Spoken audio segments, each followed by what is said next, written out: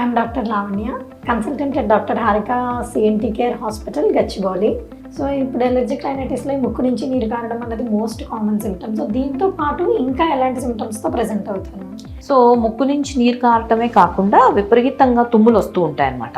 ఈ తుమ్ములు కూడా particularly early in the morning. So పొద్దున క్లాసికల్గా కొంతమంది లేవగానే తుమ్ములు వచ్చేస్తున్నాయి, లేవగానే ముక్కు నుంచి నీరు కారుతోంది, ముక్కు అంతా పట్టేస్తోంది, యాజ్ వి వేకప్ అని చెప్తూ ఉంటారు. సో ఎందువల్ల జరుగుతుంది ఇది? ఎర్లీ మార్నింగే ఈ సిమ్టమ్స్ ఎందుకు కనిపిస్తూ ఉంటాయి అంటే, మనకి ఏదైతే అలర్జీకి కారణమైన బ్లడ్ సెల్స్ ఉంటాయో ఆ సెల్స్ అనేవి మన బ్లడ్ సర్క్యులేషన్ లో ఎర్లీ మార్నింగ్ ఎక్కువ సర్క్యులేట్ అవుతూ ఉంటాయి అనమాట. ఆ సెల్స్ అనేవి ఎక్కువగా ఉంటాయి. సో డ్యూరింగ్ ద డే మనం త్రూ అవుట్ ద డే ఏవైతే ఎలర్జెన్స్ కి ఎక్స్పోజ్ అవుతూ ఉంటామో అవన్నీ ఎక్స్పోజర్ మనకి రియాక్షన్ అనేది ఎర్లీ మార్నింగ్ ఎక్కువ కనిపిస్తూ ఉంటుంది. సో ఈ ముక్కు నుంచి నీరు కారటంతో పాటు స్నీజింగ్ కానివ్వండి, నేసల్ బ్లాక్ కానివ్వండి, ఒక్కొక్కసారి ఐ ఇచ్చింగ్, ఐస్ లో కూడా ఇచ్చింగ్, విపరీతంగా ఇచ్చింగ్ వస్తూ ఉంటుంది, గొంతులో ఇచ్చింగ్ వస్తూ ఉంటుంది, చెవిల్లో ఇచ్చింగ్ వస్తూ ఉంటుంది, దాంతో పాటుగా ముక్కు ఇచ్చింగ్, ఒక్కొక్కసారి ఎలర్జీతో పాటు ఎప్పుడైతే ఇన్ఫెక్షన్ కూడా వస్తుందో అప్పుడు ఈ నీరు కాస్త చిక్కబడిపోయి గ్రీనిష్ కలర్ డిశ్చార్జ్ రావడం, సైనసైటిస్ కింద కన్వర్ట్ అవడం కూడా జరగచ్చు.